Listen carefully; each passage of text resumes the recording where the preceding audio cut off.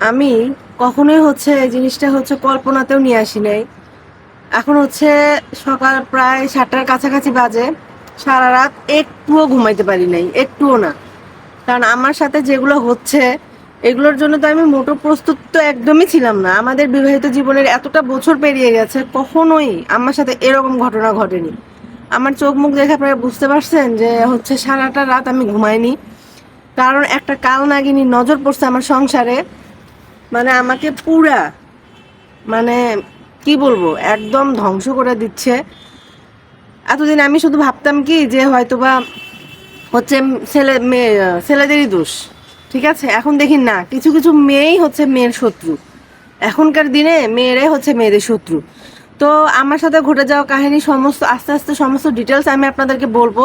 শুধু আপনারা আমার পাশে থাকবেন, আমাকে একটু সাপোর্ট করবেন। কারণ আপনাদের ভালোবাসা সাপোর্ট এখন আমার খুবই দরকার। বিশেষ করে ওই মেয়েটার হাত থেকে আমার সংসারটা বাঁচানোর জন্য আপনাদেরকে এই কথাগুলো আমার বলা।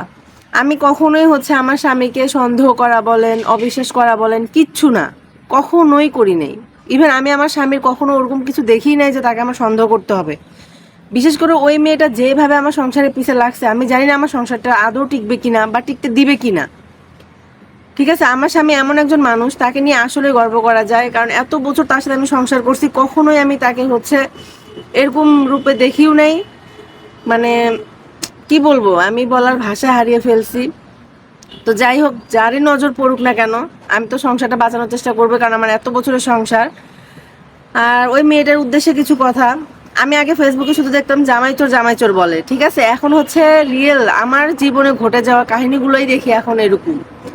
মানে আগে সবাই বলতো এর জামাই চুরি করে নিয়ে গেছে, ওর জামাই চুরি করে নিয়ে গেছে, আর এখন আমার জামাইয়ের পিছে লাগছে। কি একটা অবস্থা রে ভাই, রে ভাই, বদনজর যে কতটা খারাপ জিনিস সেটা আমি এই মিডিয়াতে না আসলে আমি বুঝতামই না যে মানুষের বদনজর বলে একটা কথা আছে। সকাল সকাল ঘুম ভেঙে গিয়ে আমি ছাদে চলে আসছি, কারণ সারাটা রাত আমি ঘুমাইতে পারি নাই। ওই অসহ্য একটা যন্ত্রণা মানসিকভাবে আমাকে যে কি শেষ করে দিচ্ছে। আর ওই শাকচুন্নিটা যে এরকম করবে আমার সাথে বা আমাদের সাথে, আমার ফ্যামিলিতে এসে, আমি এটা কখনোই কল্পনা নেই। কেন রে ভাই, অন্যের জামাইকে চুরি করতে হবে কেন? তুই জানিস সে বিবাহিত, তার বাচ্চা আছে, তার বউ আছে, স্টিল নাও এখনো তার সবকিছু আছে। এসব জানার পরে অন্যের জামাইকে কেন চুরি করতে হবে? হ্যাঁ, অন্যের জামাই নিয়ে এত পড়ে থাকতে হবে কেন? এতই জামাইয়ের অভাব দেশে, কত হাজার হাজার ছেলেরা বিয়ে না করে পড়ে আছে, তাদের পিছে লাগ না, আমার জামাইয়ের পিছে কেন? আমি একদম আমার কল্পনার বাইরে ছিল এই কথাগুলো আমাকে এভাবে এসে বলতে হবে। এখন তোর কারণে আমি বলতে বাধ্য হচ্ছি। ঠিক আছে, ভালোই ভালোই আমার জামাইয়ের লাইফ থেকে সরে যা, না হলে যে কি হবে মানে বলে বুঝাইতে পারবো না আমি। আমার এত পরিমাণের কষ্ট লাগতেছে, এত পরিমাণে খারাপ লাগতেছে, মানে কি বলবো। অন্যের জামাইকে কেন নিতে হবে আমি এটাই বুঝি না। বিবাহিত ছেলের পিছে কেন লাগতে হবে?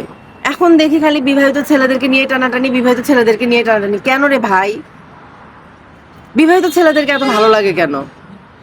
পৃথিবী থেকে ছেলের অভাব, খারাপ পড়ছে ছেলের, যে বিবাহিত ছেলের পিছে লাগতে হবে? আপনারা এই ভিডিওটা একটু বেশি বেশি করে শেয়ার করে দিবেন, যেন ওই কালনাগিনী যেন এই ভিডিওটা দেখে। ঠিক আছে, এমনভাবে শেয়ার করে দিবেন আমি যেন আমার সংসারটাকে বাঁচাইতে পারি। আর সবাই অবশ্যই আমার জন্য বেশি বেশি করে দোয়া করবেন, যেন এইসবের হাত থেকে যেন আমার ফ্যামিলিটা রক্ষা পায়।